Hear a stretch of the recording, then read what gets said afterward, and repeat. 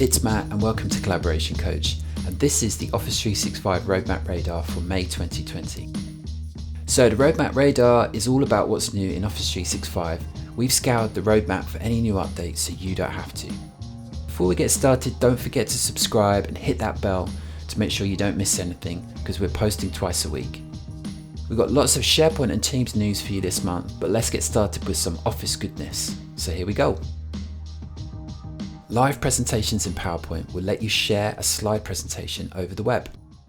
There will be a new Present Live button on the slideshow ribbon, and you'll be able to present to people in your organization or publicly to anyone with the link to the presentation.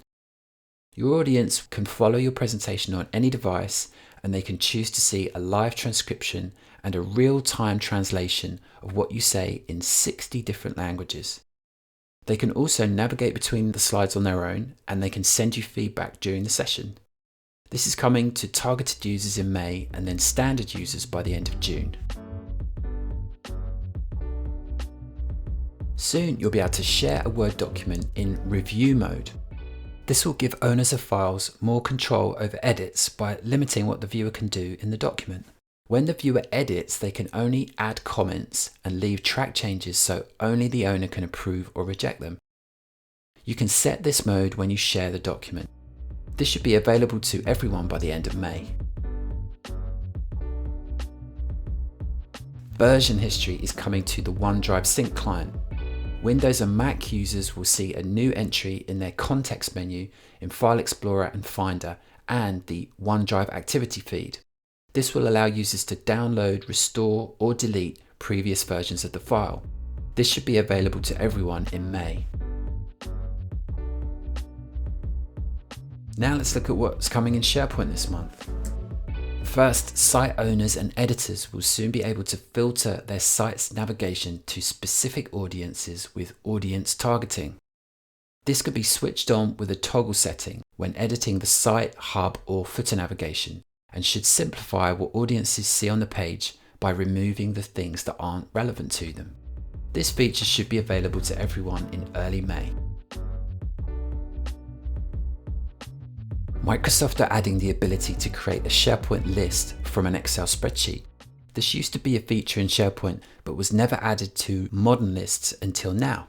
When you create your list, you'll be able to choose this From Excel button to import your spreadsheet, so your new list will be based on the columns and data in the spreadsheet. So this feature is rolling out now and will be complete by July. Anyone with permission to author modern pages in SharePoint should soon see a Stock Images tab in the file picker wherever you can add an image. This will give access to a library of stock images to use while authoring pages in news. This feature should be available to everyone by the end of May. You may have found yourself in a situation where you couldn't delete a document because it was locked open. Either it was open in another tab on your computer, or someone else had it open and forgot to close it. A new feature is being added to SharePoint that allows you to override an open file so you can delete it. And this feature should be available now. So let's move on to Teams, and we have a bunch of new features for meetings first of all. The new Raise Hand feature in Teams should make it easier to actively participate in a meeting.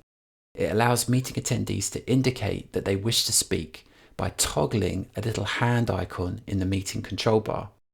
An icon will then appear next to their name in the people view and on their profile picture or video in the main meeting stage. Participants can then lower their hand, and any presenter can lower participants' hands as well. So Raise Hand will be available for PC, Mac and web clients, and then support for mobile apps will follow later. And this feature should be available to everyone by the end of May. The number of video streams viewable at once in a Teams meeting will soon be increased from 4 to 9. Microsoft have also hinted that they plan to increase that to even more in the future. Participants sharing video will be prioritized and shown on the meeting stage. Those only sharing their audio will be shown below. So this feature should be available to everyone by the end of May. Next, meeting organisers, especially teachers, often need to know who's joined their Teams meetings. Soon you'll be able to download our participant report from the People view that includes join and leave times for participants. This feature is only available while the meeting is active and will be switched off by default, so it will need to be switched on by your administrator with PowerShell. This should be available to everyone with Teams on Mac, Windows and the web by the end of May. So this is one that I've been waiting for because so far we've not been able to share computer audio in live events presentations. That means that if you share a video during a presentation, the audience can't hear the sound. Now sharing computer audio is being added to live events. This feature will work just like the sharing computer audio feature in Microsoft Teams meetings does already, and once enabled, any audio that's playing on the presenter's computer can be shared for all the participants to hear. So this feature will only be available for presenters and producers of a live event when they join from the Windows Desktop Teams client. This feature should be available to everyone by the end of May. Okay, that's your Roadmap Radar for May 2020. Thank you so much for watching, and if you like this video then please remember to subscribe to the channel and hit the bell to make sure that you don't miss anything. I'll see you next time.